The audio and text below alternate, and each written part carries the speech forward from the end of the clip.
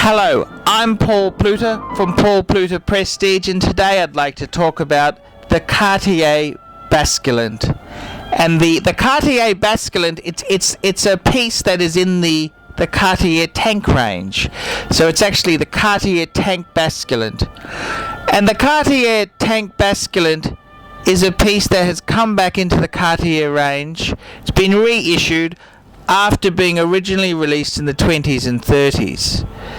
And the Cartier Basculante is Cartier's answer to the Jaeger-LeCoultre Reverso.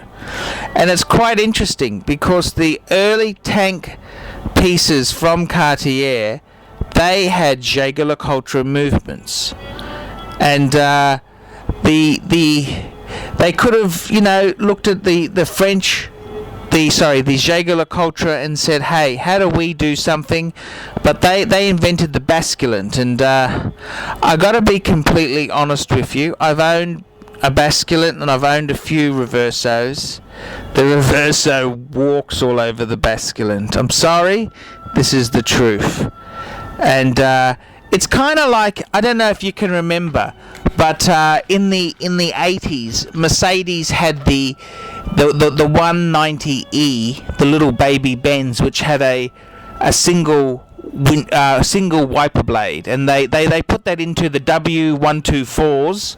That's the E-class Benzes in the late 80s, and they did a great job. And Jaguar, with the XJ40, decided to follow the principle, and they made a complete dog's dinner of it, if you know what I mean. I mean, Benz did it beautifully, and Jaguar kind of fucked it up. Okay, that's just my opinion on it. And when you look at I love Cartier design excellence, bar none. They're beautiful. They do magic work with design principles. But the Basculante's never been as elegant, never been as useful as the Reverso, and it never, ever will be. And that's the best way I can describe it. But Paul Pluta from Paul Pluta Prestige, when I got married, I've been married a few times. My most recent time, who's the wife I love best, my Japanese wife. When I married her, I was wearing, on our wedding day, a Cartier Basculante in steel. That was my watch I wore to my wedding. And it's kind of sad. I sold it. Okay, I sold it. I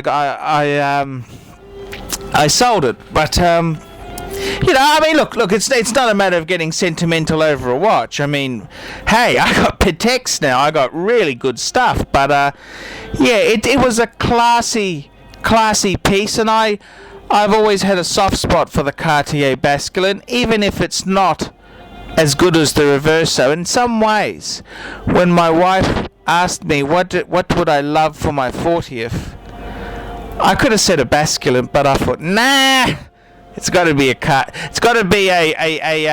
Jaeger-LeCoultre Reverso, a big fucker, big grand date with power reserve and 8-day. I want something spectacular, not this stupid Cartier thing with a fucking ETA movement in it. And this is the honest truth. This is what I'm trying to say here. But the Cartier Basculante itself. Look, it's a good. Look, they're an interesting piece. In some ways, I shouldn't have sold the bloody thing. Okay, but okay, let's go through the score here. Okay, for the design, for the name, Cartier brand itself, we're gonna give it a 7. It's a strong brand. This model itself, in the range there, I'm going to give it a 7. The movement, I'm going to give it a 7. The design, the craftsmanship, I'm going to give it a 7 because I actually found the design pretty flawed, because if you wound it the wrong way when you turn the Basculante, it got tighter or looser. So it kind of was annoying, okay? The Paul Pluta Prestige rating, I'm going to give it a 7. Gives us a score of 35. There we go. Cartier Basculante gets a score of 35. And there you go. I've told you a bit about Paul Pluta's life. I'm Paul Pluta. I hope you've enjoyed this review.